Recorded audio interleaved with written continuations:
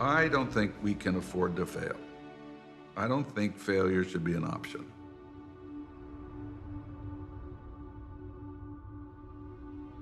No, failure has to be part of the equation.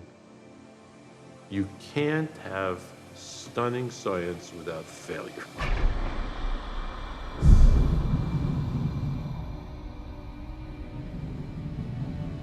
I think the people who have success without having failure don't appreciate it nearly as much of it as those of us that have lived through the failures.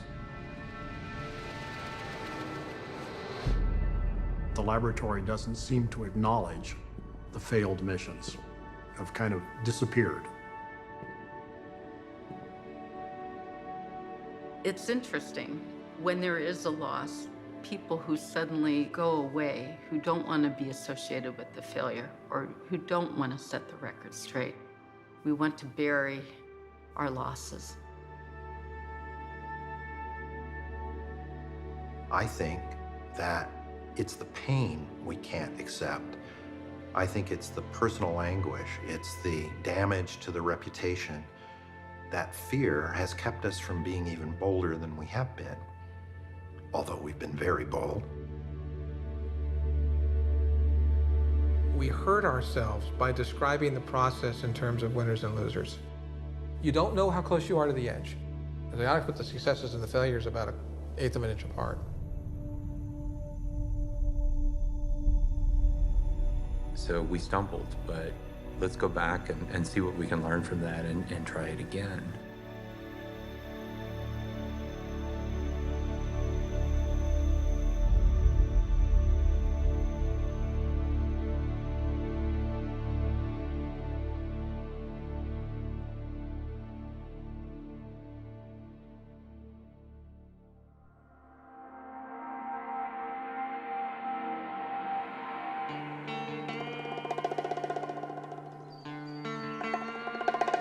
The lab's kind of a neat place to work because it really rewards energetic, smart people. You have people in the lab that have been working here a few years and they talk about, they ask, how do you advance? There's two keys to success at the lab, really only two: credibility and visibility. Sometimes easily gotten, certainly easily lost.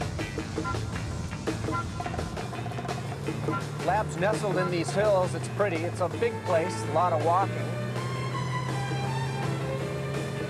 And you get to use these cool badges.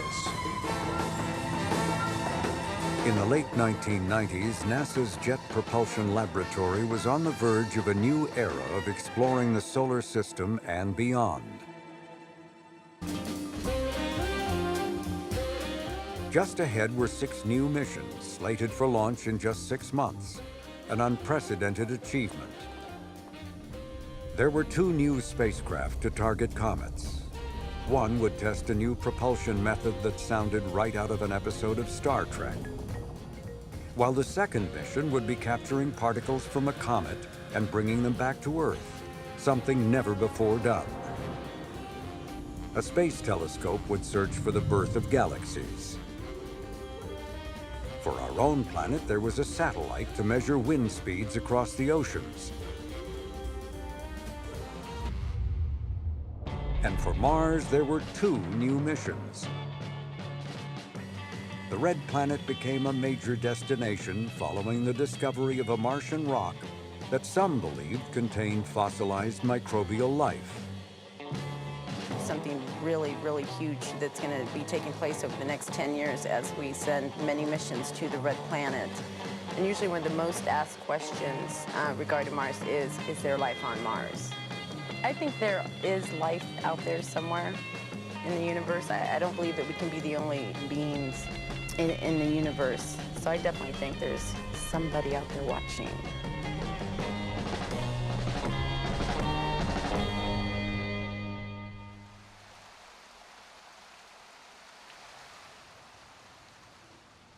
These new missions were signs of how far Director Ed Stone had steered JPL in a new direction. one that emphasized smaller, less expensive, but more numerous missions. I had come to believe that we had done the major global exploration missions, and we really needed to move on to a new frontier. And the question is, what was that frontier going to be? The new frontier had a name: faster, better, cheaper. It required embracing aerospace companies as partners and giving work over to them. And agency officials were to be viewed as customers to be satisfied. The new watchword was, make a deal and stick to it. If we're going to continue exploring the solar system, our engineering challenge, our science challenge, is to find ways to do that at lower cost. The changes underway also included staff reductions, even as missions were going out the door to industry that was hungry for work following the end of the Cold War. We agreed to reduce the size of the staff at JPL by 1,000 over a several-year period. Well, when that was announced, it was a bombshell. The laboratory had never voluntarily reduced its staff. I'd like to hear from you on what are you concerned about? What are you worried about? What are you fearing at this time? It was very difficult to explain or justify to the employees who were concerned about their job, and said, look, why are you doing this? You don't have to do this. My budget hasn't been cut. Why me? One of my concerns is that there is It colored everything we tried to do. It was a grinding downsizing, you know. Every year you'd ratchet down a little more, and a little more, and a little more. But back in the back there? What should I be doing? Where should I be going for careers? Things like that. Are we going to build spacecraft, or is that industry? Where to go and what to look for in the future is real confusion. Not sure where to go with it. Yeah, well, you might ask, what does our customer in Washington expect of us, right? And for my level, I have the slightest idea of that. Faster, better, cheaper. Really comes back to the basic point, though, that JPL, the reason there is a JPL, the reason there is a federally funded research and development center for NASA is to do things nobody else can do. And so we have to always keep in mind that is really the reason we're here. And if industry can do it, then in fact it's much less appropriate for us to continue to do it. So we have to find a way to always move forward.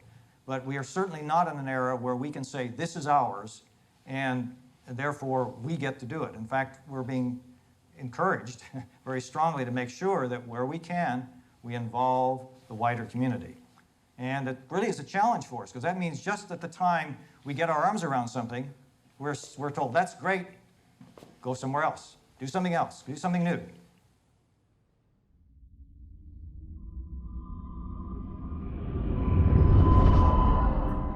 There would be no better example of doing something new than the 4th of July landing on Mars in 1997. Spacecraft should have passed the 600 mark. Airbag should be inflated. Pathfinder's airbag touchdown was as unconventional as it was daring. I believe I have a firm signal.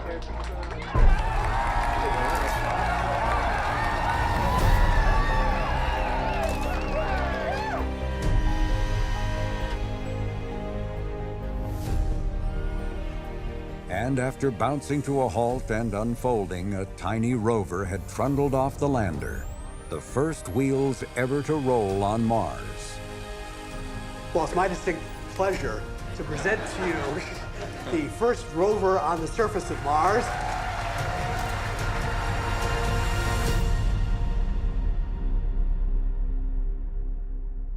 The combination of an airbag landing, the tiny rover, and emoting engineers and scientists made for something very different than the typical NASA mission. Yeah, opening a new era of exploration, as in the framework of the faster, better, cheaper, actually starts tonight.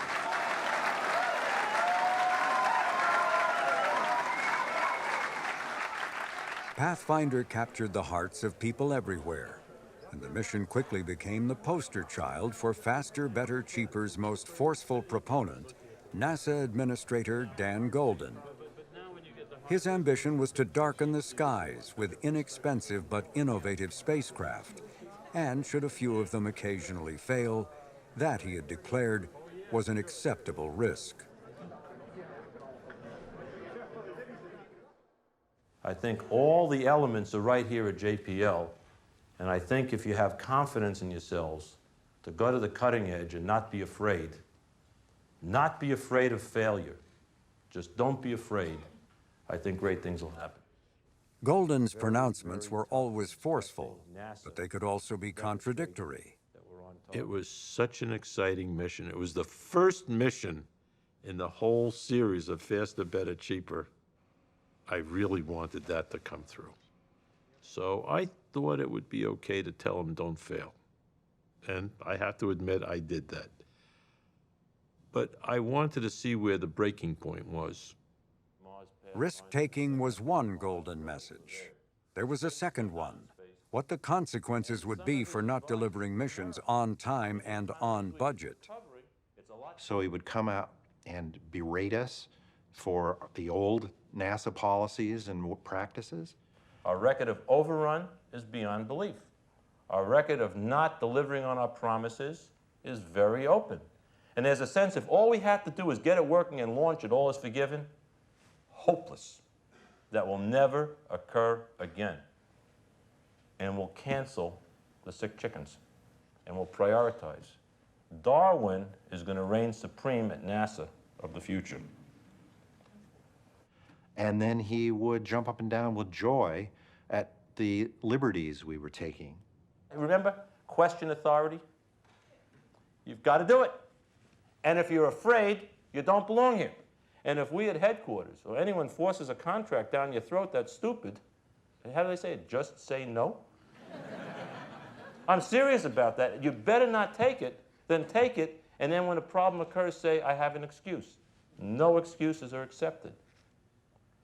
Don't take shortcuts.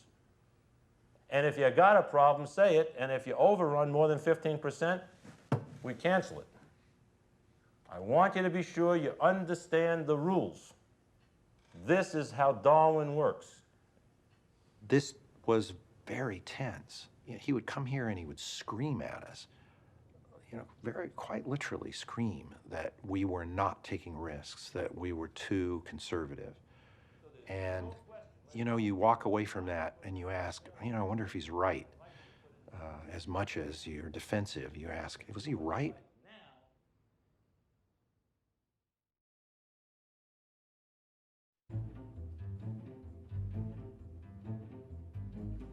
Pushing hard on JPL was one part of Dan Golden's plan to reinvent NASA.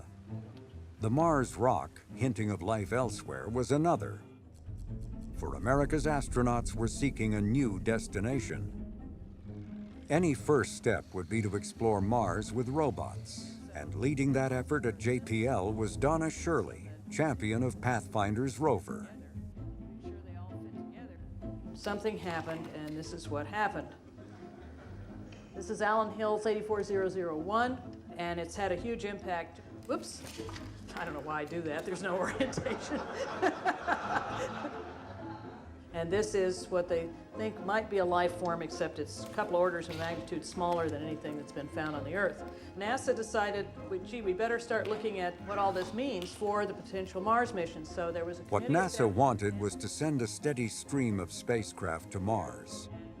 Orbiters, landers, and even missions to bring Martian rocks back to Earth, all to be done cheaply. The Mars exploration program currently has $150 million a year. That's about the size of a major motion picture. So you can pay your $8 and go to a movie, or you can go to Mars, whichever you like. To cope, Shirley reorganized and introduced a radical new way of conducting business. After building a spacecraft, teams would hand over the controls to a single centralized group called Mars Surveyor that would fly all of the Mars missions. The biggest problem I had was getting the project managers to work together, because the system at JPL and almost every place is set up so that if your project works, you're king. If your project doesn't work, you're a goat. And program? What program? The program also called for using industrial partners more often, a strategy already well underway. As JPL built Pathfinder, Lockheed Martin Space Systems in Denver assembled an orbiter, Mars Global Surveyor. We had a great team that shared the objective that we were going to make this launch on time, and we were going to make all the requirements, and we were going to do it within the cost and schedule. The team clicked. We had a good plan. I think we didn't deviate from the plan. The plan for cutting costs included reducing the amount of fuel needed to go into orbit at Mars by using a daring technique called aerobraking. And that requires using the solar arrays, which are on either side of the spacecraft, to essentially drag through the atmosphere of Mars to gradually slow the orbit of the spacecraft. Aerobraking had been tried only once before at Venus, where the atmosphere was more predictable. And it had been done as an experiment at the end of a mission, not the beginning. But these kinds of decisions were paying off in money and time. It just almost made your head spin with how rapidly the whole process worked.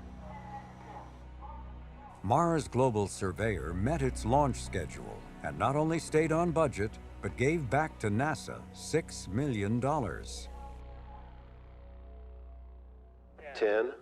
9, 8, 7, 6, 5, 4, 3, 2, 1. We have ignition.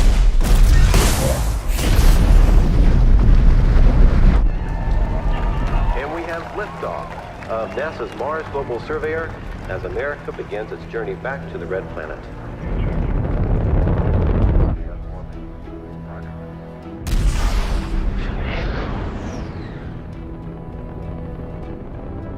Six solids have separated. All 6 solids. Everything is continuing according to the timeline. Main engine and vernier chamber pressures are good.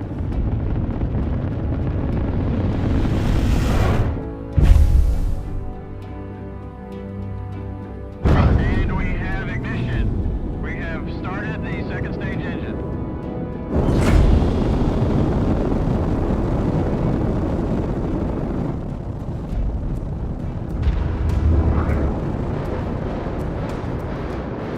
We have spin rocket ignition.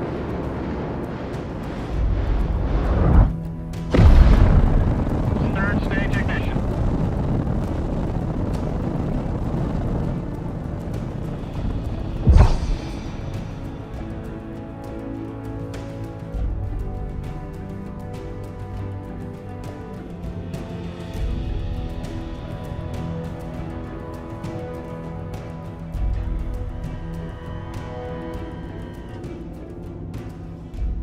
And we have confirmation that we have spacecraft separation.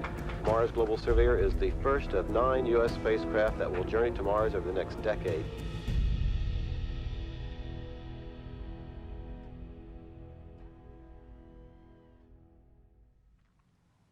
Launch was very good. Spacecraft came off the launch vehicle, and we noticed that one of the solar arrays didn't fold out into its normal position. Good afternoon and welcome to the Mars Global Surveyor post-launch press conference. About that minor problem with one of the solar array panels, what is the worst case scenario? What happens if it doesn't get extended further? What are you going to try to do to fix it? If you get to Mars with it like this, do you lose anything? Do you lose power? What's the ramifications? The fact that we had a crippled solar array wing at the very beginning of the mission, which was absolutely essential to being able to do the aerobraking, really upped the stakes on figuring out what had gone wrong with the solar array deployment and trying to find a way to get it fixed. Telemetry suggested the array had not latched into place. For the entire cruise, the wing would slightly sway back and forth. But tests on the ground pointed to a potential fix. Once at Mars, it was possible that the pressure of aerobraking would provide the added push the panel needed to lock into place.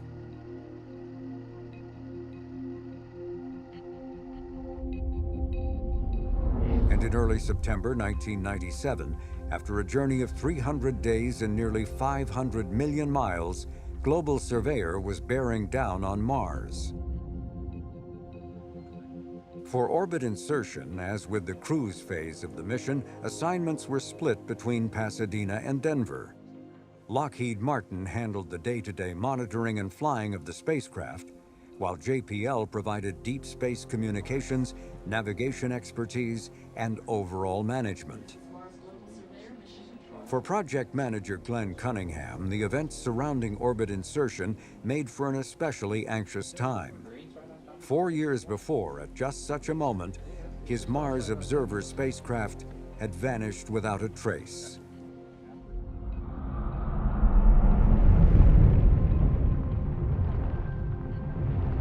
All stations Mars Op, MGS-8, this time we should be one-way light time from the burn starts.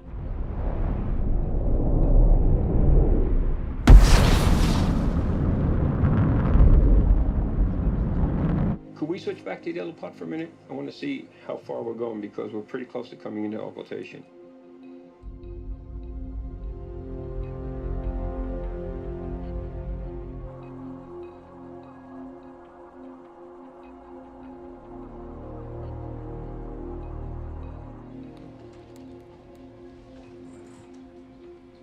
FOM, this is navigation on Mars Ops.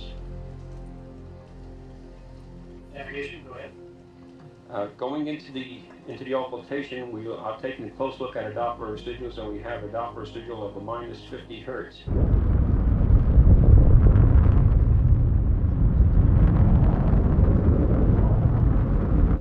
At this time in the mission, this is more than we had expected, which is a good indication that the burn is proceeding very close to nominal. Of course, we won't know until we see the other side of coming out of occultation, but right now it looks like there's a slight underburn.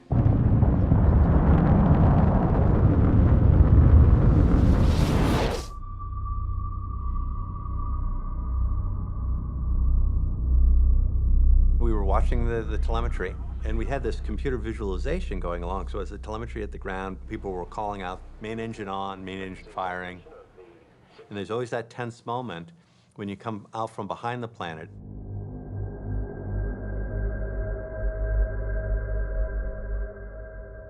We have a signal in the SSI.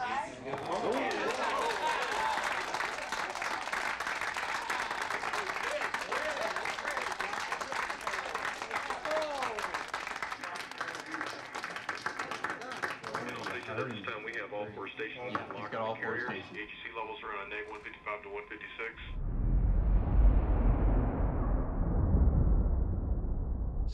Celebratory peanuts there. All right. Glenn, MOI peanuts? MOI peanuts, okay. Good person, MOI. Thank you. So we're dead on the money on that one. All other attitude control telemetry looks pretty good. I'll go through them quickly. The control of the spacecraft right now, pause errors and body rates look good. So looks like we had an excellent burn. Go ahead, FOM. Glenn, we've got a healthy spacecraft in Mars orbit, and we're go for aerobraking.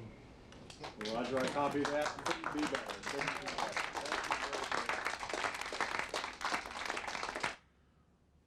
So all well and good, we thought.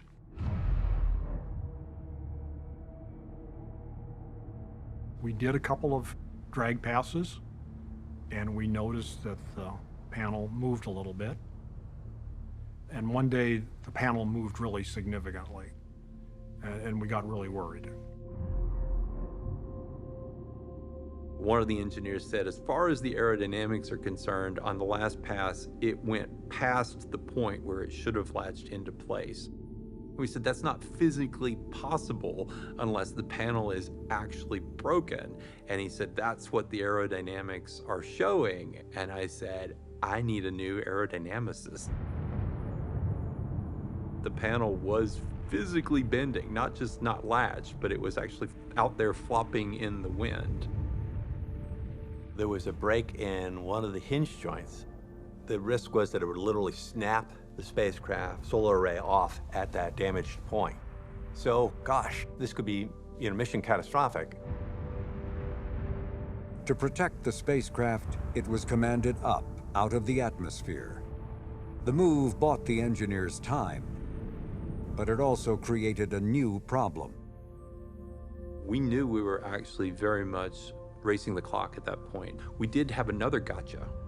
We realized that if we didn't get restarted aerobraking, we would get to a condition where the orbit around the planet would leave us in the shadow of Mars for more than 8 or 10 hours, when the spacecraft had really only been designed to survive about a 1 to 2 hour eclipse.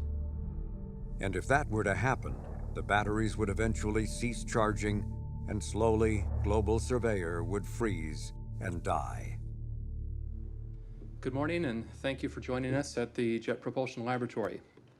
The Mars Global Surveyor spacecraft has been in orbit around Mars for about 2 months now. Several members of the team are here this morning to give you an update on the mission. We believe that we have identified a secondary failure in the solar array.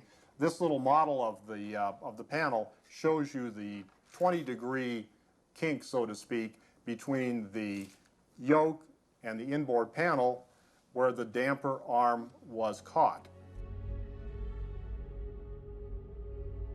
The solar panels were designed to swivel. Rotating the broken wing might reinforce the panel enough to endure the stress of aerobraking.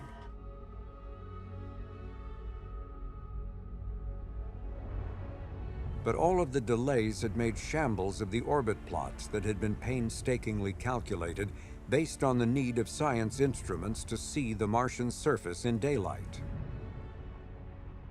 To do the science it was designed to do needed to not only get from the big orbit, the initial capture orbit, down to the science orbit, but it needed to do it in a certain amount of time so the lighting conditions were appropriate for all the science instruments that we had on board. If the lighting wasn't right, a lot of the science instruments were not going to work.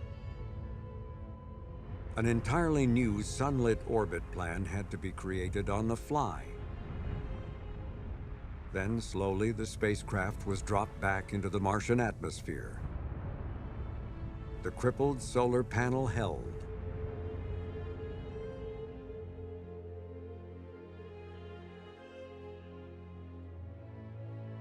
In the days that followed came more encouraging news. Science discoveries. There were faint signs of an ancient magnetic field and images of geological features to outrival some of the most spectacular places found on Earth. But there was a price to pay in having saved the mission. Aerobraking was originally scheduled for 4 months. It would now consume a year and a half. And that meant added strains on budgets and people at a time when 2 more missions were about to fly. They too would require urgent attention. And for every day that passed on their journey to Mars, the breaking point for faster, better, cheaper drew nearer and nearer.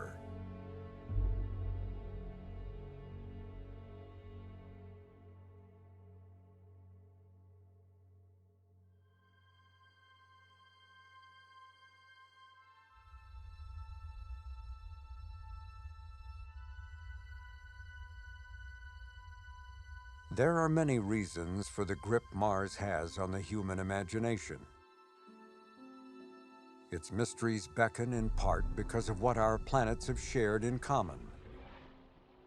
In the distant past, Mars appears to have been much warmer, a place where water in great quantities once flowed on the surface. But where did it go, and why? Some scientists think the answers to these questions might be found in the Martian atmosphere. All of the geologic evidence that we see on the planet from early data from Mars suggested that it was once very wet and therefore apparently warm. Well, the atmosphere role in this story is, well, where did the atmosphere go? Why is it so dry? Why is it so cold? How did the climate originally start out as wet and warm? We couldn't explain that early on. And we couldn't understand why the atmosphere changed so radically. How had the evolution of the planet got it to where it is today?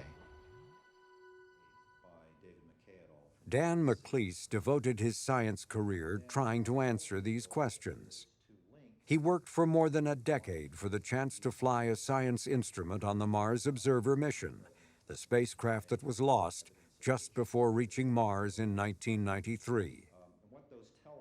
I knew my career and those of all of my science colleagues, some of whom I had hired to begin work at JPL on that experiment, that we were all now looking at a very uncertain future. It was going to be every man for himself trying to get your investigation flown. And now the question was, who was going to be in the lifeboat when it pushed off from the wreck?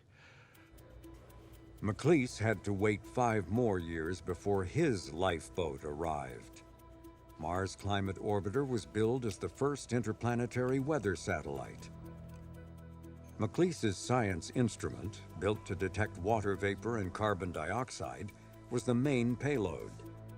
It was heavy, required substantial power, and was highly sensitive to heat radiating from the spacecraft. All of these factors had to be reckoned with by engineers designing the spacecraft. The result bore no resemblance to Mars Global Surveyor. Climate Orbiter's shape was asymmetrical, having only a single solar panel that was to be flown mostly off to one side. It was only one of 2 missions that were to be launched in 1998, the reason why they are sometimes jointly referred to as Mars 98. Mars Polar Lander was a throwback to the 1970s Viking missions that used rockets to reach the Martian surface. The budgets for the 2 Viking missions had been more than $1 billion. And even more astonishing from a budget perspective was that JPL and industrial partner Lockheed Martin had signed up to build and fly these 2 spacecraft for the price of Mars Global Surveyor. It's commonly believed that this 2 for the cost of 1 idea originated at NASA.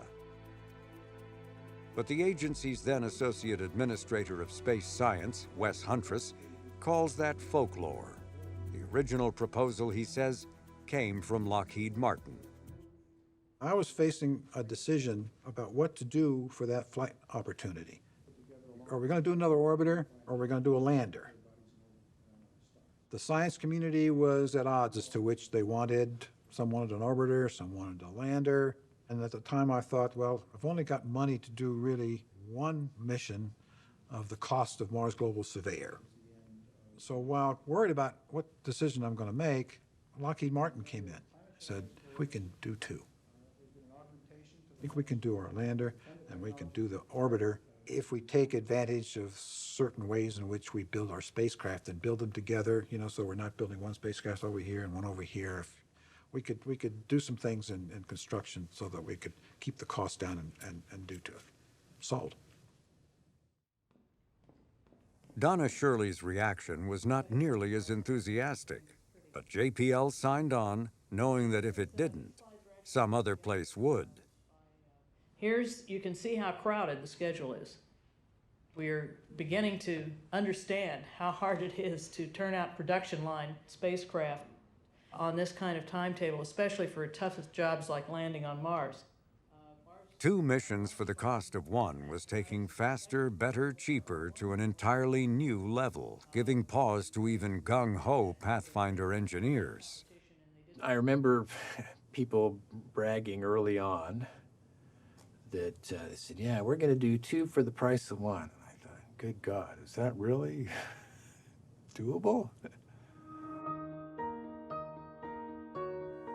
John McNamee was picked as overall manager of the 2 missions, though he had to be talked into taking the job. McNamee started out his career in construction, but he went back to college and earned a PhD in aerospace engineering. Early on at JPL, he was seen as an up-and-comer. He had been in charge of mission design for Pathfinder and was known for his no-nonsense style and being a tough negotiator. You can't afford to spend time with hundreds of people in rooms for hours and hours, days and days, trying to figure out what to do. You take as much data as you have, you make a decision quickly, and you move on. And you only revisit a decision if, the preponderance of the evidence says you really screwed up. We certainly made some on To the have project any that we hopes had of to success, McNamee was convinced he would have to run an even leaner and meaner team than even Pathfinder had been. John McNamee took it to an even more extreme level in the sense that the JPL fingerprints on Mars 98 were relatively light. This was, we're going to let Lockheed Martin do it the way they want to do it. And that itself was a challenge to the JPL culture, because it's like, well, what do you mean we're going to not understand what these guys are doing? And it's still got a JPL mission. Why don't we have people overseeing what they're doing? And John was very adamant about the fact that he didn't want to do that. He couldn't afford that the only way to accomplish this was to let Lockheed do it the way they wanted to. This hands-off approach was not welcomed by a number of JPL engineers. Most were accustomed to peering over the shoulders of contractors as part of their responsibility to assure mission success. This cultural divide, born during Pathfinder, continued to widen and deepen. I don't know that we were consciously doing it at that time, but we really were creating a separate culture, and there were two cultures. I can remember walking around one evening in Building 230, I think it was. It's after hours, and most of the doors were locked, and I was looking for a paper clip or a piece of paper or a pencil, and I knocked on one door, and somebody behind the door says, "Yes," and I said, "I need a pencil or a paper clip," and the voice said, "Are you a Martian?" And I said, "No," and then they opened the door. So, I mean, there was a group of people who were very, very unhappy that this divergence was taking place. No one understood both sides of JPL's cultural divide better than John Cassani. He had been in charge of flagship missions like Voyager, Galileo, and Cassini.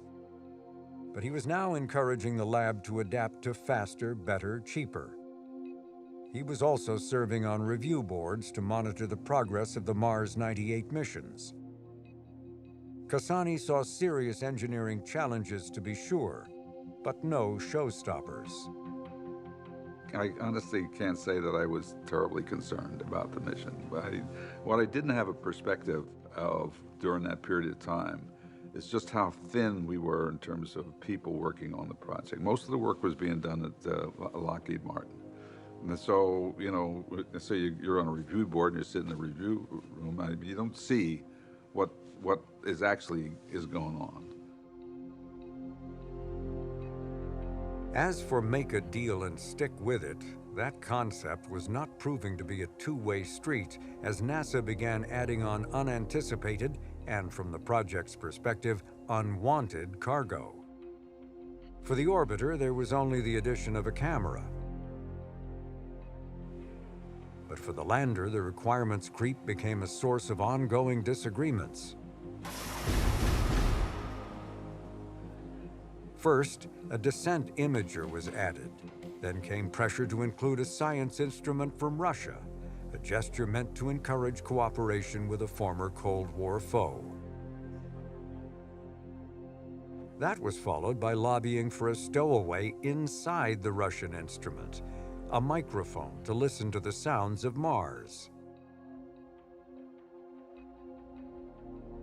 The biggest battle was over two other hitchhikers, a pair of basketball-sized penetrators that NASA viewed as a new technology demonstration. They were to be released just before the lander's entry into the Martian atmosphere. Then they would free fall all the way to the surface, hitting the ground with a force equal to 60,000 Gs.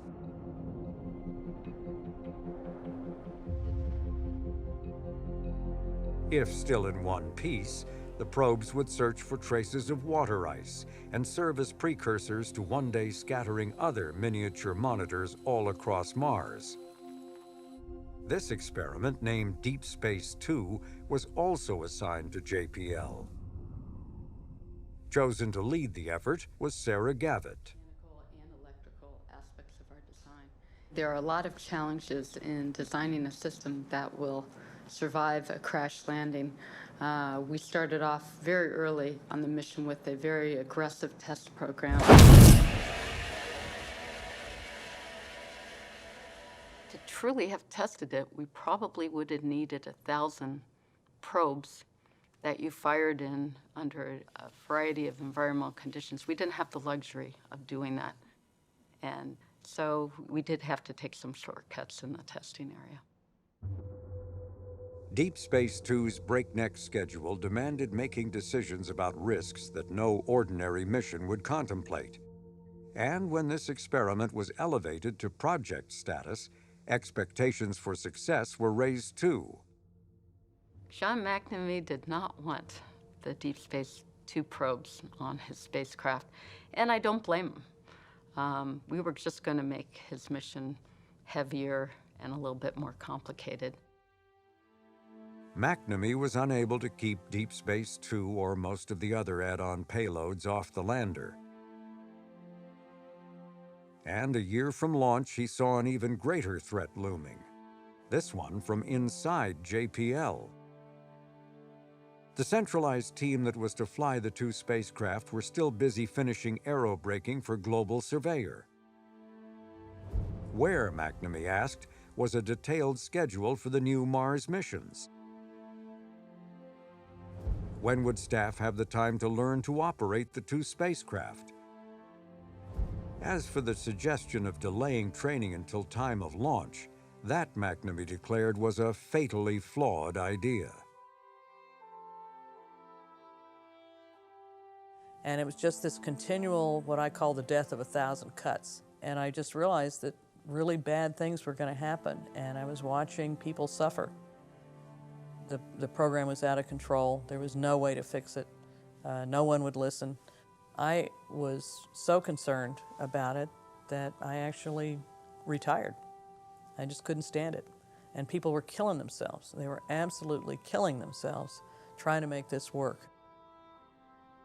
And so the day I made the decision to leave was pretty much the nadir of working at JPL, which is very sad because you hate to go out on that note.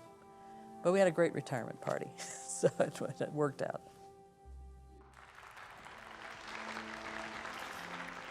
Besides official proclamations of a job well done, Shirley's retirement party featured humorous skits in keeping with the JPL tradition of its day.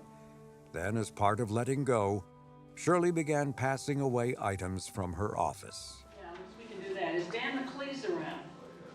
Okay, Dan. Now, Dan asked me for this, and nobody wants to own Mars more than Dan.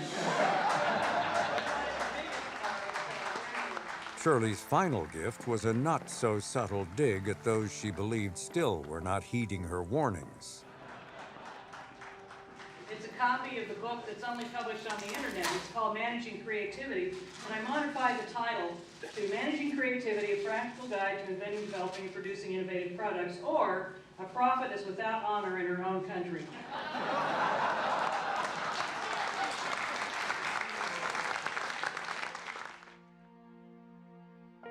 There we go. That's the one. Great. Thank you.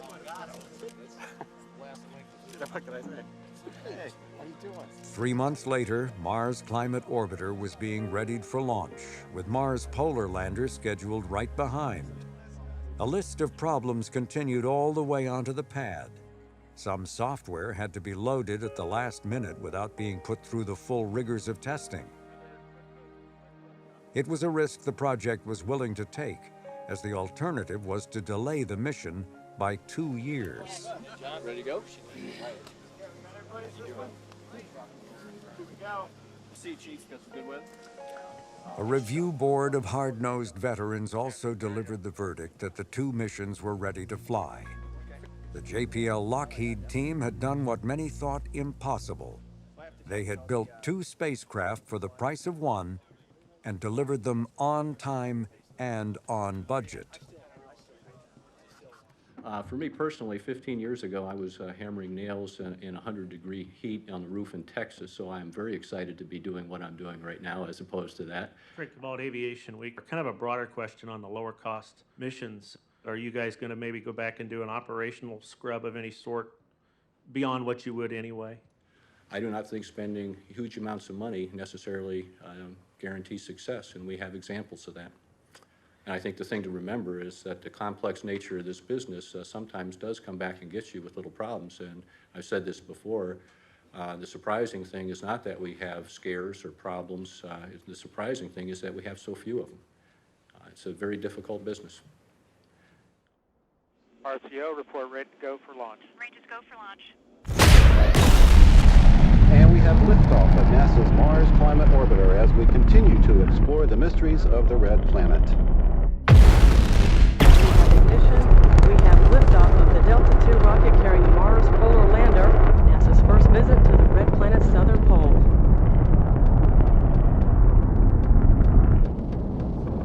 View from the second stage of the Boeing Delta II vehicle. There's the rain cloud we're flying through. Yeah. Oh, is that beautiful? Pass through Mach 1 coming up on max Q.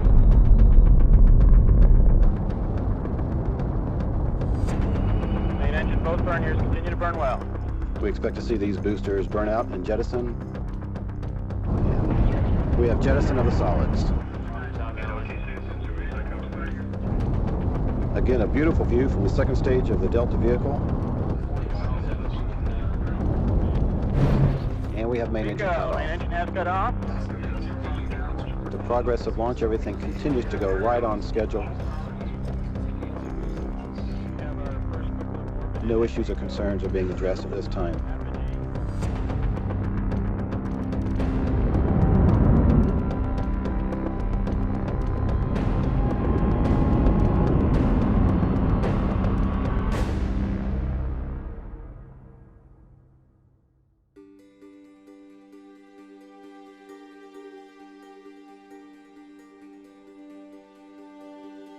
Four months after the launch of the two Mars 98 missions, an elated Ed Stone presided over JPL's annual State of the Lab address.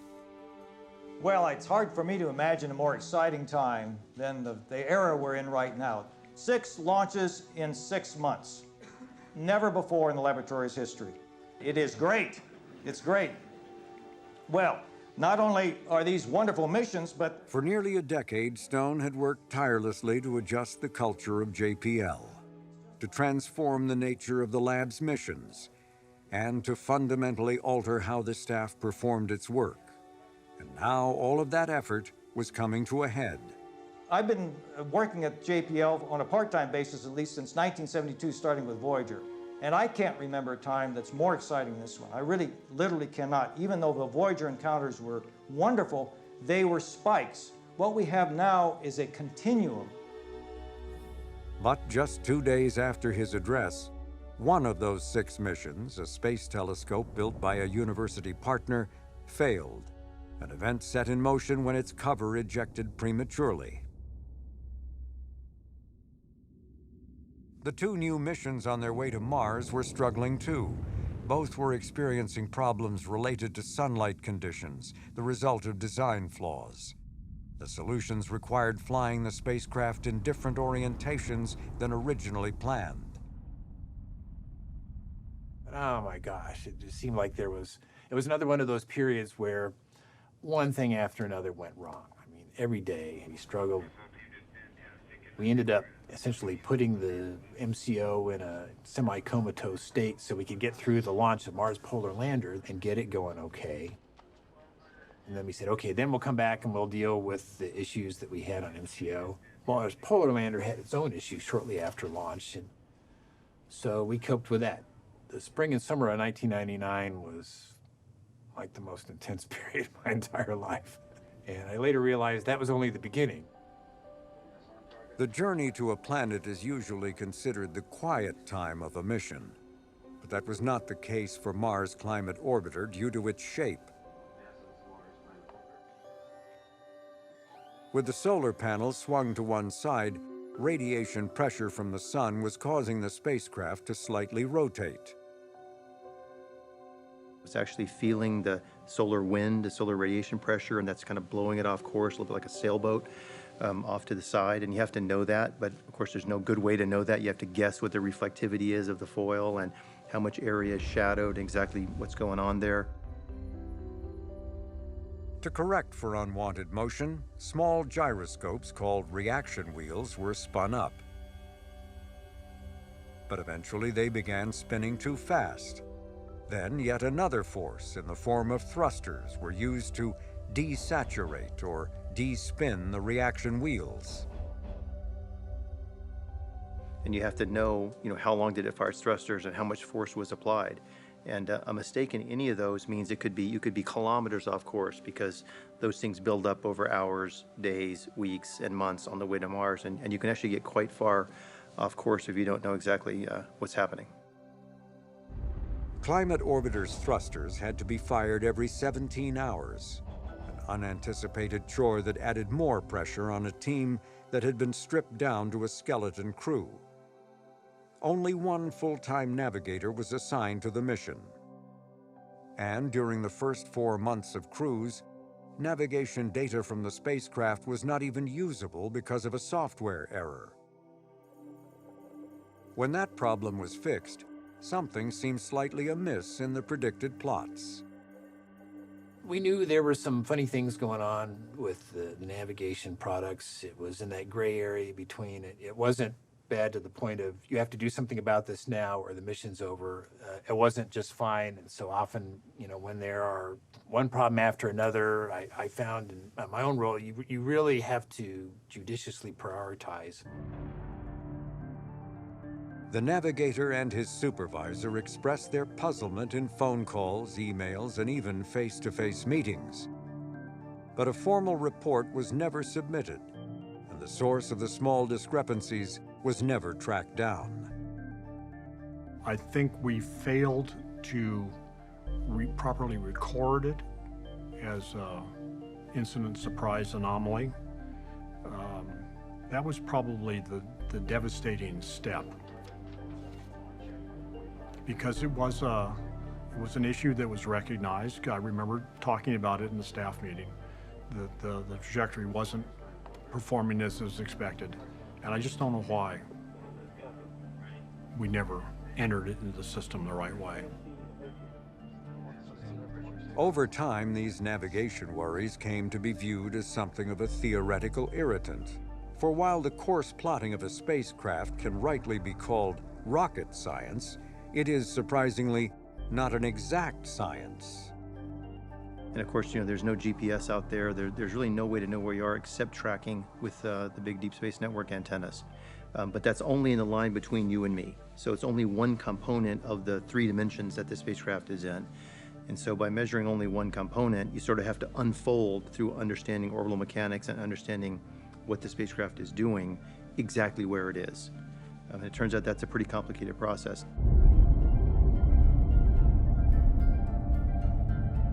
So in a sense, you're trying to figure out where this thing is in this cloud out here, and all you can do is know, well, it's right here. But it could be right here and going this fast, or it could be right here and going this fast. You don't know the this way, right? The this way you only can do by building up over time. Well, it was here, and then we think it was here, and you begin to eventually converge in on it. But that takes months. The thing that helps you is that it's not just randomly moving. It's in orbit around the sun, and so it has to be moving in a predictable way, except for the times in which something else is pushing on it. And the something else that's pushing on it are these little thrusters that are on the spacecraft. And those are things which are difficult to predict. 2 months before arrival at Mars rose another problem. During a trajectory course maneuver, the spacecraft's solar panels seemed to have jammed. A problem that, if not fixed, would doom the mission. So it was, all hands on deck. We got to fix this problem now, or it's over. That was going on at the same time the problem that eventually killed us was manifesting itself. The solar panel snag was solved, but the solution took the better part of a month, leaving undone other scheduled work. By now, the navigators were deeply worried as predictions still weren't converging. To address their concerns, the altitude aim point was raised to over 200 kilometers. But after the maneuver was performed, new plots showed the aim point was 72 kilometers lower than expected. With tensions running high, the navigation team leader argued for yet another maneuver to push the spacecraft even higher. People were used to the navigators, basically saying if they didn't understand where it was super precisely, it was like, well, they always have so much margin. Those guys are, they never miss anything. And when they were trying to communicate, no, really, we really don't understand where this trajectory is going.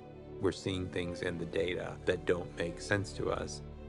The message that was received was very different, I think, than the message that they were trying to communicate. And so this was another one of those cases of not knowing how close to the edge we were on this particular mission. Given the concerns, a small subset of a review board met by telephone to consider an emergency maneuver. No navigator was invited.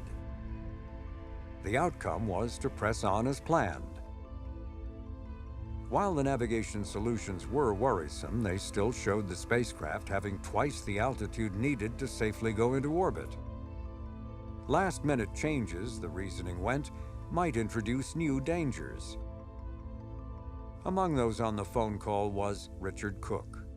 Oddly, a lot of the senior leadership of the development project and the operations project both had navigation backgrounds, and so, or all had navigation backgrounds. And I think that created this model that this is something that we know how to do, and that there was not, clearly proper paranoia is one of the things that we, believe in very strongly around here. I think that because of that comfort with the underlying technical problem coming from the management, there was just not enough paranoia. And instead, if anything, there was the opposite, which is you guys are too conservative, it'll be okay because it's always okay.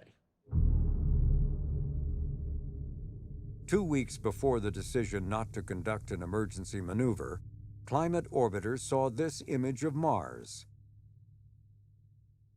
It would be the first and only one the spacecraft would ever see.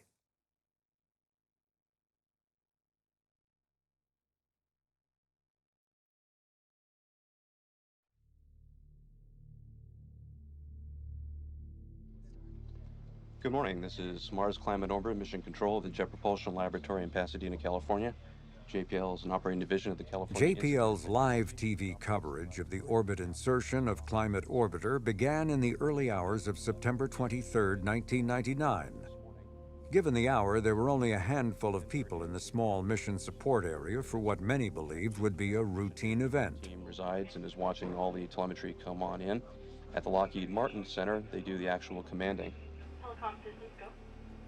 I just want to let you know the stations look like they're in lock at the appropriate level, and everything's nominal.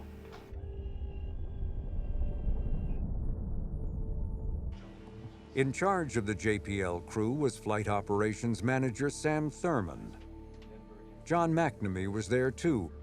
He was now working on a different mission, but he had continued to be in close touch and his opinion still mattered. Looking on from just outside the room was Glenn Cunningham. He had recently retired, but found it hard to stay away. Moving into Cunningham's role with responsibility for flight operations for all of the Mars missions was Richard Cook. All systems continuing to report nominal as we head into MOI. The altitude was still, in the days up to arrival, was still hanging around the 150, 160 kilometer range. And so everyone was like, yeah, it's going to be lower than we want, but still okay. There was one last update of the altitude, and that was at about probably midnight or 1 o'clock, where the data all the way up to that point was used to calculate a new idea of what the altitude was. And it dropped to 110 kilometers, which was frightening. But I think, we still felt like that was above the survival limit of the spacecraft.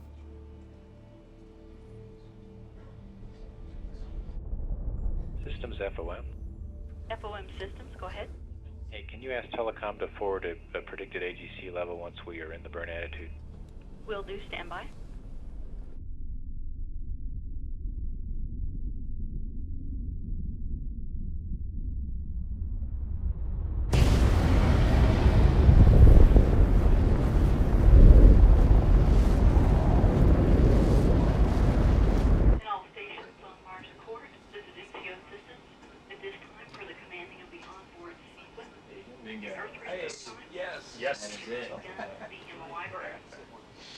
The next event again would be loss of signal with occultation start at 9:05:41. That would be MOI. You could relate almost exactly the time at which we lost lock on the signal as the spacecraft went behind Mars and what altitude the closest approach was going to be. Okay, Station 43 reports that they dropped receiver lock at 090456, and the last signal seen in the FFT was at 090502. Roger that, thank you. We got LOS unusually early, and I looked to go mark the spot on that graph of where it had occurred to see what the flyby altitude would be, and it was almost off the page.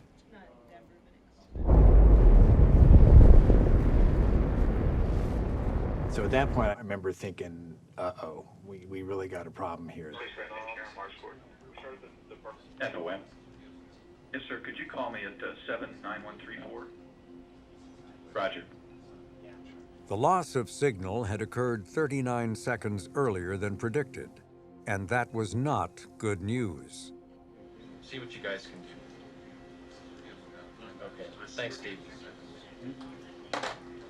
So then we had about, I think it was about 20 minutes we had to wait out the burn itself and then, look to reacquire. Attitude, this is Systems. Systems attitude. Red update is complete. Copy, thank you. Joining us is Dr. Dan McLeese. This is a big deal for you here. You've got one of the two science instruments on board the spacecraft. Yeah, this is very exciting.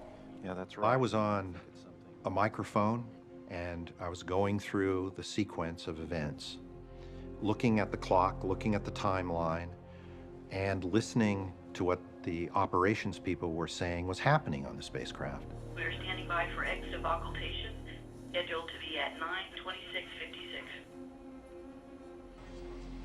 Well, we don't even know what a typical Martian year is like from the perspective of weather.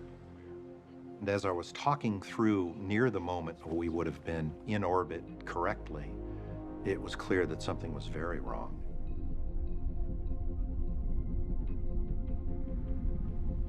I didn't know what to say on live TV, so I just walked away from the microphone. I walked into the room where the telemetry was coming down from the spacecraft, and people were saying, it looks like we're going in close. Looks like we're closer than we thought we would be. And I'm saying, there's an atmosphere. This is not the moon. We are not going to make it. Okay, waiting for acquisition of signal. Okay, let's listen in and see if we get AOS. And everybody's going, oh, if we just can get past the entry point, we'll see if we come out the other side. And I just couldn't believe it. I couldn't believe that people were even imagining such a possibility. I knew it was over. Twice unlucky? What? This is not possible. And we didn't reacquire. I mean, I remember talking with the so-called the ace, the person that talks directly with the stations. He was talking to the station operator saying, I'm not, were you seeing anything at all, any sign of the carrier wave? And it wasn't happening. And that's when I said, all right, we're going to have to get off script. I think there are one or two possibilities. It'll take a while to get it worked back around. We can get a signal out of it. So I remember a voice in my own head saying, follow your plan.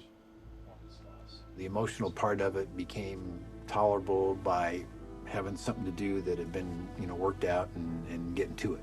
Either way, there are things that it will do other than just sit there. Okay. And I'm producing this out of our TV control room, and no one's talking on the comm lines anymore. That's gone silent, and people are starting to pick up their telephones and communicate. It's like, what's going on here? Time comes that we're supposed to reacquire the signal. There's no signal. So 5 minutes goes by, 10 minutes goes by. This is Mars Climate Orbiter, Mission Control. Now about 14 minutes past the point we would have expected to receive signals from Mars Climate Orbiter as it reappeared from behind Mars.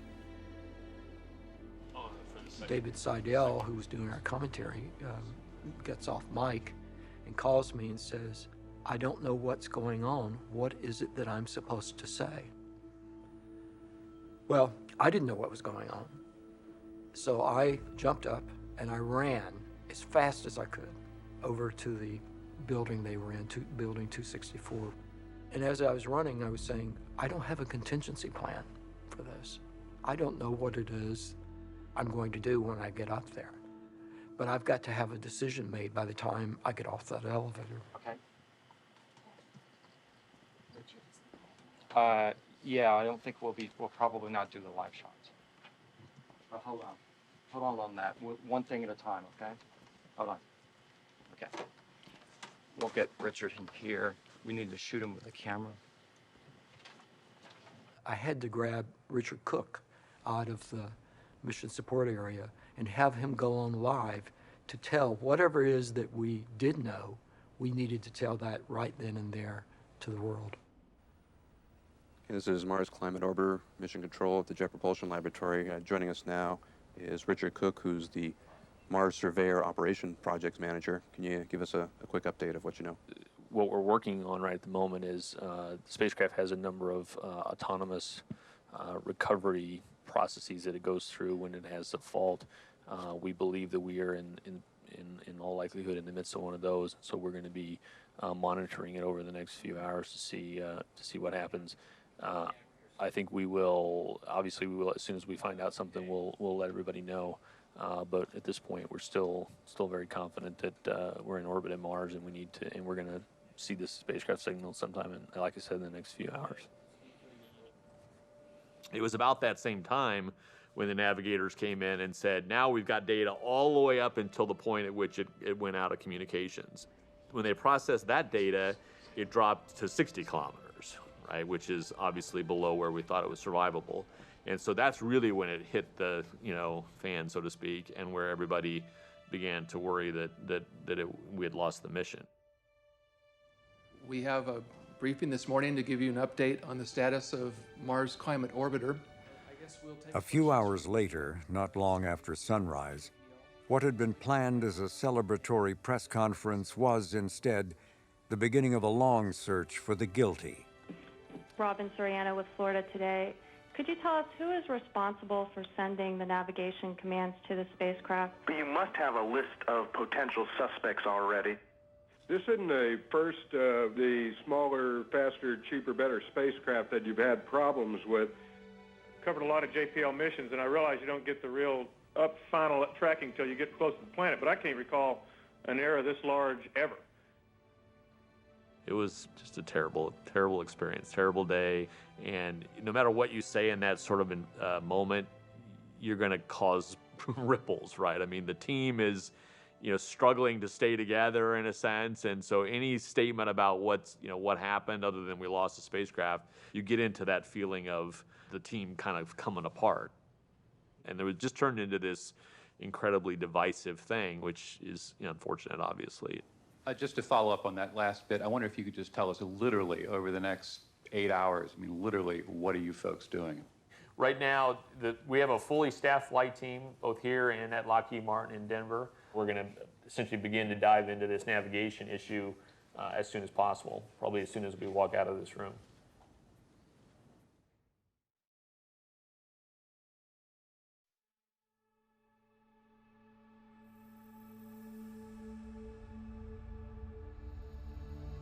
One month before the loss of Mars Climate Orbiter, a JPL-built spacecraft called Cassini had skimmed closely past the Earth with pinpoint accuracy, bound for Saturn. Cassini was the most expensive and advanced planetary spacecraft ever built, the quintessential Battlestar Galactica. I hate that word, Battlestar Galactica, but I understand where it came from. Tom Gavin was a veteran JPL engineer who considered Cassini as one of his and the lab's proudest achievements. In the months preceding the loss of Climate Orbiter, he had been asked to look under the hood of some of the other, faster, better, cheaper missions. What he saw, he didn't like. Well, near as I could tell was that all the rule books had been thrown out, that there were no rules. The rules were, there are no rules. I think there's a lot in faster, better, cheaper, but it isn't being undisciplined. You know, it's okay to take risks, but understand what risk you're taking. Okay, if you don't understand what risk you're taking, then you're uncontrolled. I mean, the MCO thing should have never happened. There was no excuse. I figured this was an easy event. And about 3 o'clock in the morning, I got a phone call. You better come in. And I walked in and I ran into Cunningham and McNamee. And McNamee, I remember McNamee said, we just took a perfectly operating spacecraft and ran it into Mars. And I was shocked. How did this happen? We know how to do this. The cause of the navigation error had to be found, and quickly. Gavin was given that job. He assembled a group of experts that included the former head of JPL's navigation section, Frank Jordan. I never dreamed we were going to lose an orbit to a navigation problem. It totally decimated me. And Gavin said, well, you're the guy that's got to find out what happened. That was on a Thursday morning. By Sunday night, Jordan believed he had found the answer when he compared 2 columns of numbers. The first column from Lockheed Martin showed the amount of force exerted by the spacecraft's thrusters. The second column was JPL's navigation solutions from those numbers. And I looked at these 2 rows of numbers, and it hit me. They're all off by about the same ratio. And I thought, there's something systematic. Why should that be? And so I computed the ratio, and it was that the number at JPL was 4.5 times larger. I said, oh my God. The 4.5 number was precisely the ratio difference between the force of thrust as measured by English and metric units. For the entire journey, the navigators had assumed the numbers supplied to them by Lockheed Martin had been in metric units, as had been specified. Unknown to them, each time the thrusters were fired, the effect had been to push the spacecraft downward 4.5 times more than their calculations. The cumulative effect doomed the spacecraft.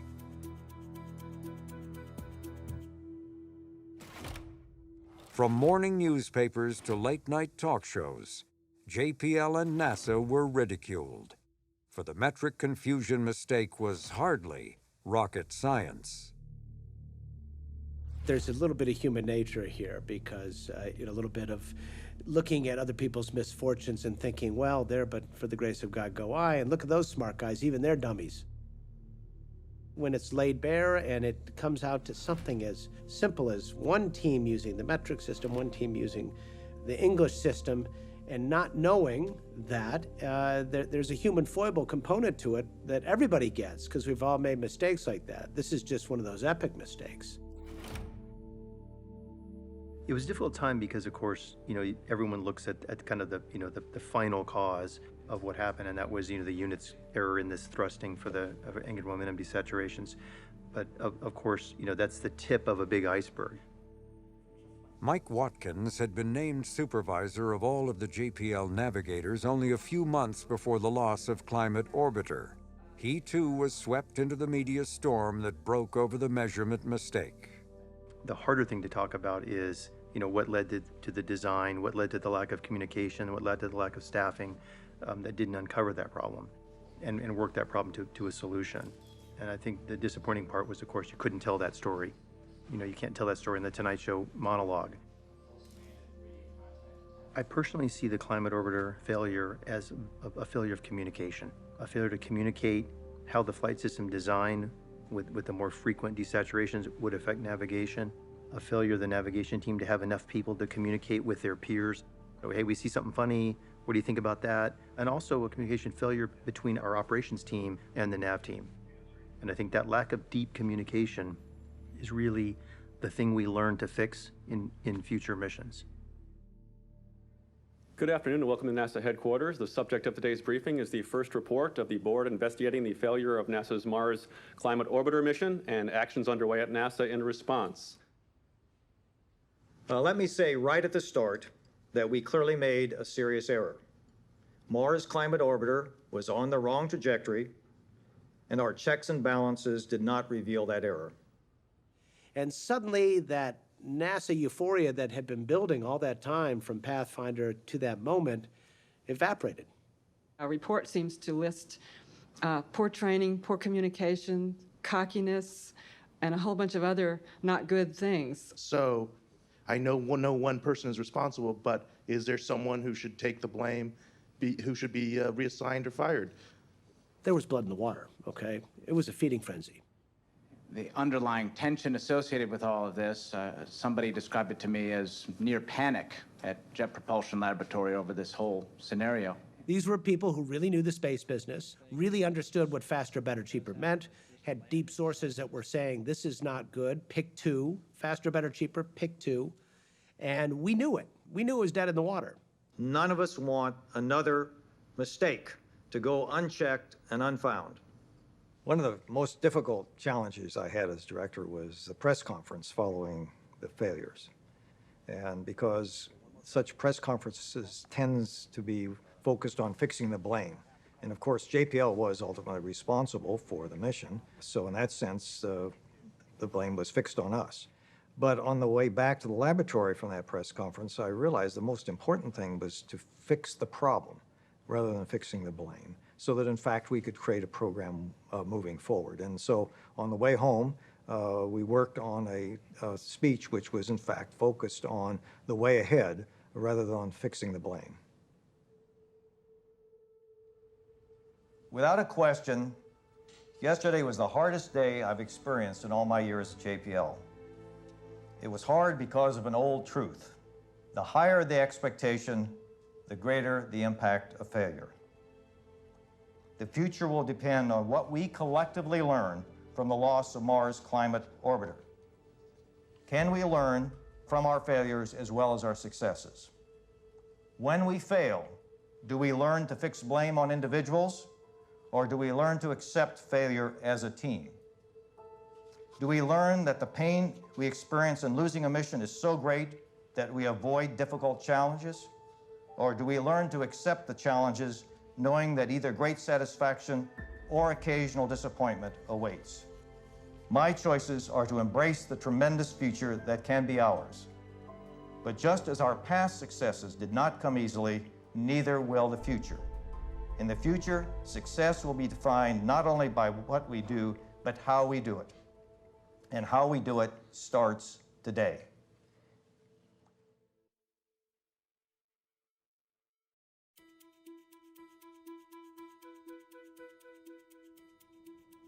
And then it became very apparent that we had to do everything we could to try and save the polar lander because we had just lost the easy one. That was the easy one. And then lander was coming. This team and the spacecraft design, has been under a great deal of scrutiny. The words we're using now is they've turned over all the rocks and are now raking the gravel. We have never been to the South Pole of Mars before, and we're not exactly sure what we're going to be going into.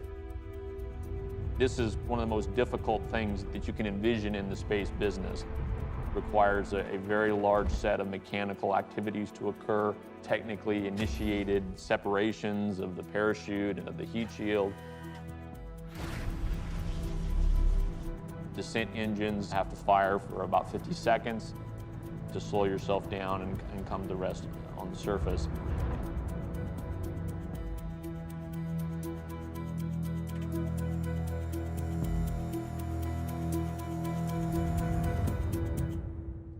After the cause for the loss of Climate Orbiter was found, Tom Gavin and NASA led an all-out search for flaws that might doom the polar lander. They had only 2 months to dive into the intricate details of a spacecraft that had been built 1,000 miles away and was now millions of miles out of reach. This frantic scrutiny uncovered a handful of potential problems that were addressed. There was one issue that had no solution. As a cost-saving measure during the entry, descent, and landing sequence, there would be no communications from the lander. If the mission was lost, there would be no way of knowing what had happened and little or nothing to learn for future missions.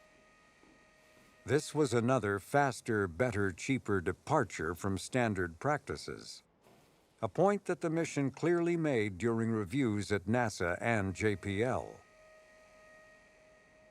Once you begin EDL, there's no RF link. That's the way it is. Nothing can be done with that.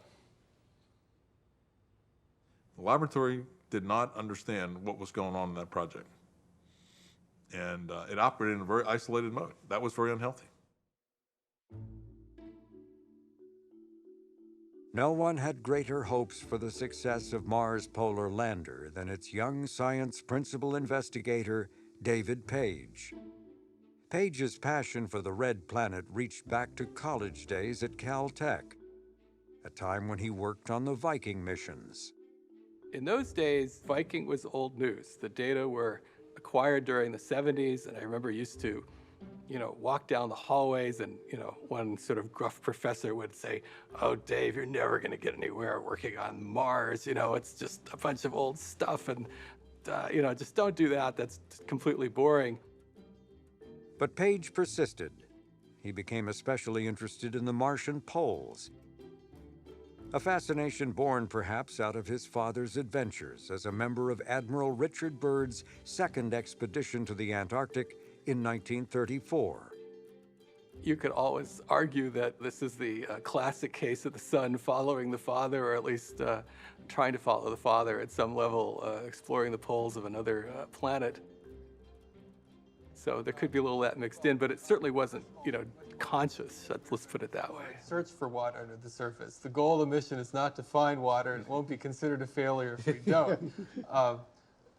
We have good reason to believe there is water below the surface. The question is how deep and in what form and how abundant it might be. Water. Like the engineers, Page's science team had worked in a feverish, faster, better, cheaper mode, only to have the pace become even more intense after the loss of Climate Orbiter. We had this even bigger mountain to climb, which was to get the lander together. We had, a camera system, a robotic arm. We would dig trenches. We would look inside layered terrains. And the fact that this orbiter didn't work all of a sudden meant that our plans for how we were going to operate the lander on the surface of Mars in just a couple months had to be radically altered. Everybody was under incredible stress. And the lander had left the launch pad not knowing precisely where it was to land.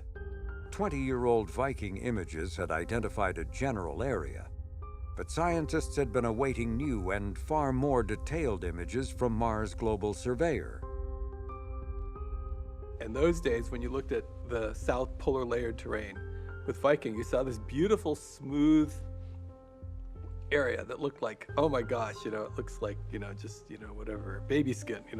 There's no, there's no hazards here whatsoever. But that impression was dispelled by Global Surveyor's images. Although this topographic map of the landing area was intentionally exaggerated to highlight height differences, it was still a sobering jolt as landing day approached.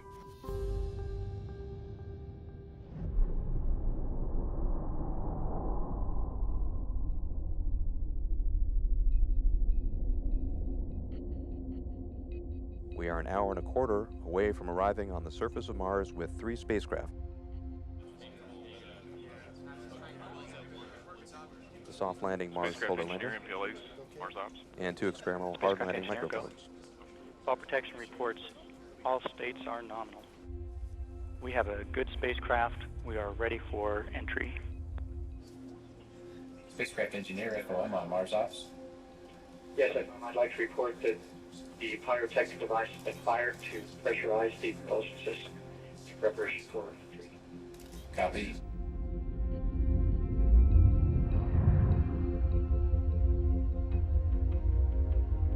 FOM copies. Spacecraft go for entry.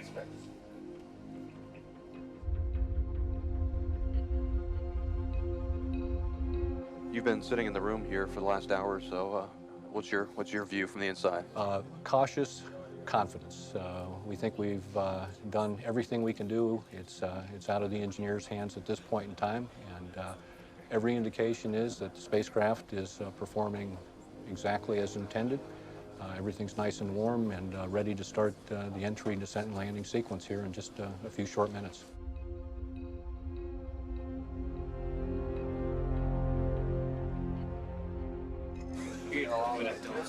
You guys have eaten a lot of pizza. Spacecraft engineer, attitude can confirm initialization of the absolute slew with the target entry attitude. Copy that, attitude. Prepared for slew. FOM copies. Autopilot initialized for slew. This is a Doppler plot. What we're seeing as the line curves downwards is the increase in the velocity of the spacecraft as it approaches Mars. The closer it gets to Mars, the more significant the gravitational pull on the spacecraft and the greater its speed. We're going to lose this information shortly as the spacecraft turns away from Earth. In all stations MPLA on Mars Ops, we have all stations 14, 63, and 15, all CLOS. Very latest. FOM, spacecraft engineer. This is the FOM. Happy landing, Sam. Copy that, lad. 30 minutes or so to go here. This is a view of the landing site. The red ellipse is the target area. And in the center of that ellipse is where we're headed today. They showed me a picture of this sort of large depression. And it reminded me of Climate Orbiter again, that somehow the lander had sort of drifted off course a little bit compared to where we wanted to land it, and that it was not gonna hit this cliff, but it seemed like it was awfully close to this cliff feature here. And I said, oh God, how did this happen? And, somebody said some sort of techno mumbo jumbo about, trajectories and solutions and all this kind of stuff. And I said, okay, whatever.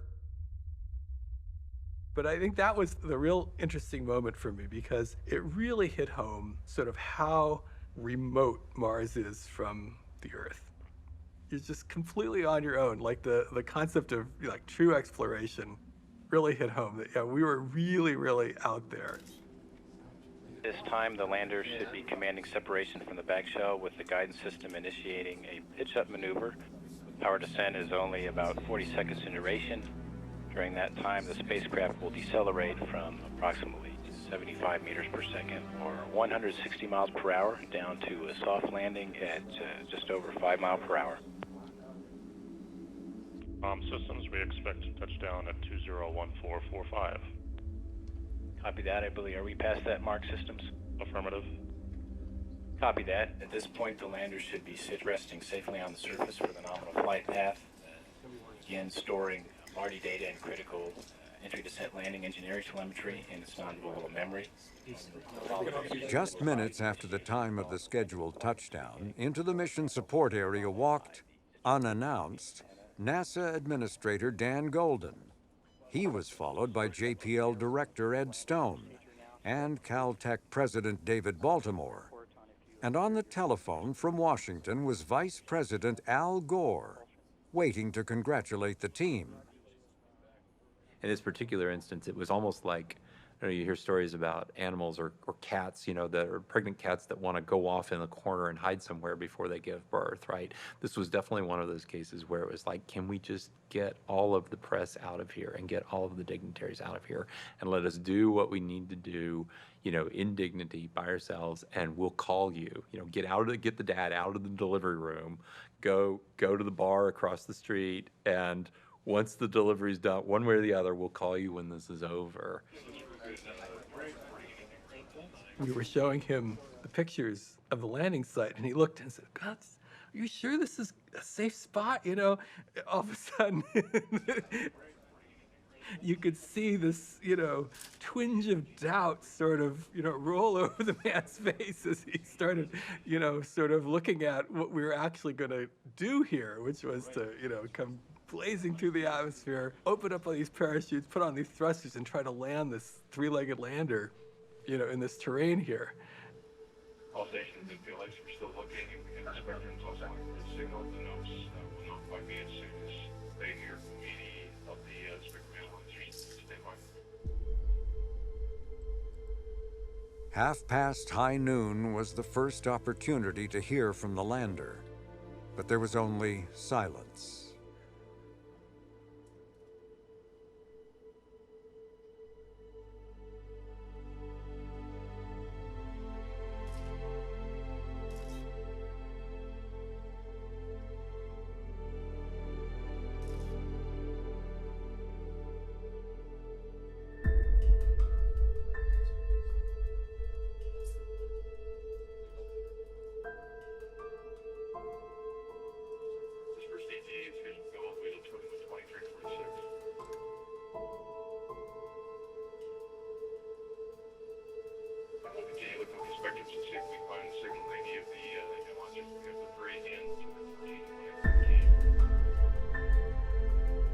Imagine standing next to Dan Golden, and Dan Golden's assistant's got the telephone tied into Gore to report the success, and that's bad news, bad day.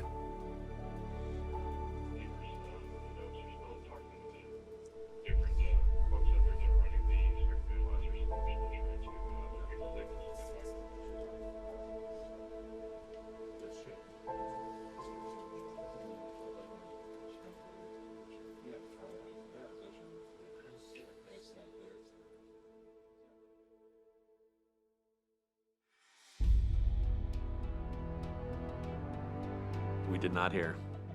But we had a plan for what would happen when we didn't hear. We have a plan of additional communications opportunities today. That playbook, I think it reflects our normal model, which is, well, it's a problem, but this thing will, this is what could have caused it, and that will be okay because there'll be another opportunity. What are the possibilities, realistically, that something catastrophic has happened to the spacecraft? I think we have a long way to go before we're going to begin to get concerned. Can you think of a single scenario that would account for the failure of communication with both the probes and the lander? Not separating, the cruise stage not separating. And so we played through the playbook, which stretched for days. And we will continue to look for the probes once a day all the way out through Sol 9. But to be honest with you, the chances of hearing from them will be greatly decreased by tomorrow morning. It was a very bad time period for those of us who had given so much and invested so much in a mission. You get very attached to these spacecraft. And when you lose one, it's like losing a best friend, and it's very difficult. How confident are you that the probe is intact on the surface? I think that that's the big question. And it begs the question again whether we're trying to do these too fast and too cheap. And that is something that we hear quite often from people around here. What do you say? Frankly, are you not clutching at straws? We haven't exhausted all the possibilities. I do think that the lesson I learned from that is that they either go really well or they really don't go well. There's not really a in-between that's very likely. We're pretty much reaching the point where we've used up our final silver bullets. You can still continue to try to find it, but to get yourself in that mindset, which you got to accept it, is a better for everyone than the sort of slowly ripping the Band-Aid off, which is what we did. Yeah, FOM, go ahead. Yeah, Sam, I'm sorry to report that all we have is HKTM at this point. It seemed to have been a nominal no-contact MR pass. Copy that, Mark. Thanks for that. Thanks for hanging in there with us.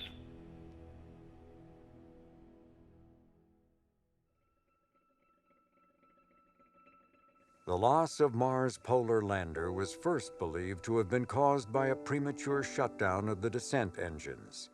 If true, the lander, after safely traveling 200 million miles, was lost in the last 200 feet of its journey. But no crash site has ever been seen from orbit. Subsequent research points to the likelihood that the lander and its cruise stage never separated. But Mars' polar lander remains a mystery still to be solved. We just went too far in trying to skinny down and reduce the number of eyes, the number of people involved, was just too fragile. It almost worked. In fact, it probably could have worked, but that is not the right answer. The right answer is to find the right balance of checks and balances and safety net so that, in fact, you don't expose teams to these sorts of situations, which are really devastating for the teams. The eyes of the world are always upon us when we go to the Red Planet. When we succeed, 1 week after the failed landing, Ed Stone once again addressed the lab. While acknowledging another painful loss, his message was really about the future. The last week has been very difficult, and the attention is far from over. But scrutiny and criticism can be good things. At times, we will be uncomfortable with some of what is said about us. But at the end of the day, we will learn from what has happened, and JPL will be a better place for all of it. I was reminded of this earlier this week when Homer Hickam, the author of Rocket Boys, some of you may know the book by the movie title, October Sky, and he suggested that I turn to chapter 19 of his book. A lot has happened to you, probably more than I know, but I'm telling you, if you stop working on your rockets now, you will regret it the rest of your life. You've got to put all your hurt and anger aside so that you can do your job. Your job, Sonny, is to build your rockets. You've got to give it everything you've got. You all are Homer Hickams. A lot has happened to you, probably more than I know. But if you stop working on your rockets, on your projects, you too will regret it the rest of your life. You have to put all your hurt, your anger aside so you can do your job, because your job is to build the rocket. Your rocket is going to open the doors to space exploration in the 21st century. Thank you.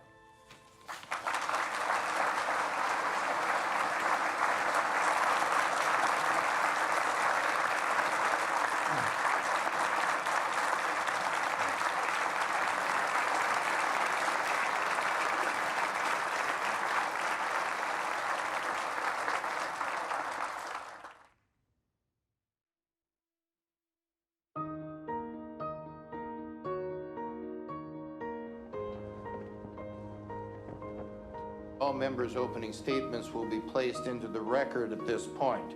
Will you all please stand and raise your right hand? We just went too far. We pushed those boundaries too far, and we cut back too far on what history has taught us to be sound management and sound engineering principles. And I think the project felt that what they were doing was reasonable, and that it could work, and it would work, and it could have worked, and it would have worked if nobody made a mistake.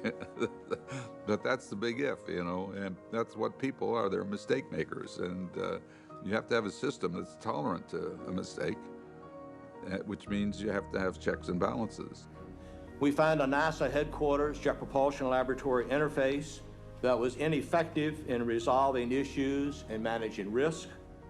We found a Lockheed... I think that JPL had two responsibilities. They had the responsibility to follow direction, but they also had the responsibility to go back and to say, that it wasn't, that the direction was not executable.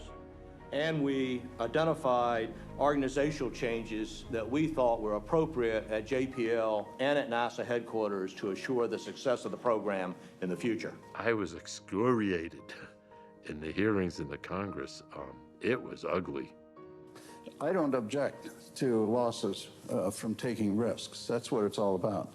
I definitely object to losses due to mistakes, especially what I unmercifully will call stupid mistakes. I'll answer the question. Yeah, I feel a certain level of hostility in this interaction. Well, you're a good politician. I'm trying to get to the point. Yeah. But those 2 missions to Mars will always be on my back I don't care. We wanted to push the limits to see how far we could go. He was not thrilled with what he heard, I guess would be the way to describe it. I mean, he didn't say anything about you're wrong. You know, it's a problem, but he was, you know, he was having difficulty, as I would have, you know, internalizing the whole activity. You don't win popularity contests when you're changing a bureaucracy. Now, As a NASA administrator, I had to take the heat. I was worried we were going to lose the Jet Propulsion Lab due to this gnashing of teeth. And there were people at NASA headquarters who loved retribution. You know, it had to go down hard, and I think it would have gone down hard with anybody because it was a pretty hard-hitting report, and it really said that, you know, we were on a course that was destructive for NASA. So if there is no further business before the Committee on Science stands adjourned.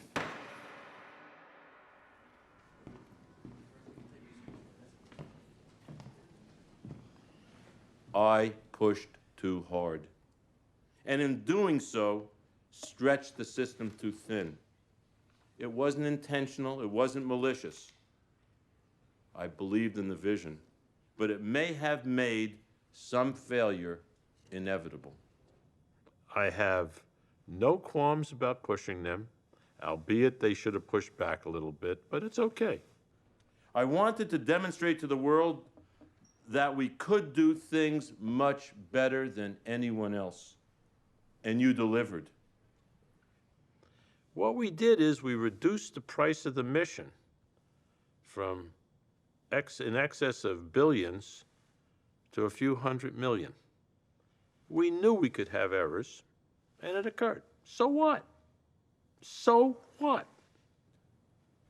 I salute the team's conviction and courage, and make no mistake, they need not apologize to anyone. They did not fail alone. As the head of NASA, I accept the responsibility. You can't have stunning science without failure. And I have no regrets about that mission. Zero, none.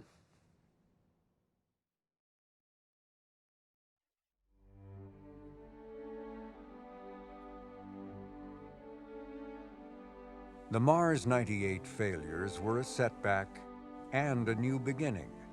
Rather than retrenching, NASA's Mars program was reinvented and given greater financial support. In years to come, technical twins of Mars Polar Lander would fly. The Climate Orbiter mission was immediately reflown as Mars Odyssey 2001. We have basically 8 receivers in lock right now on the spacecraft. All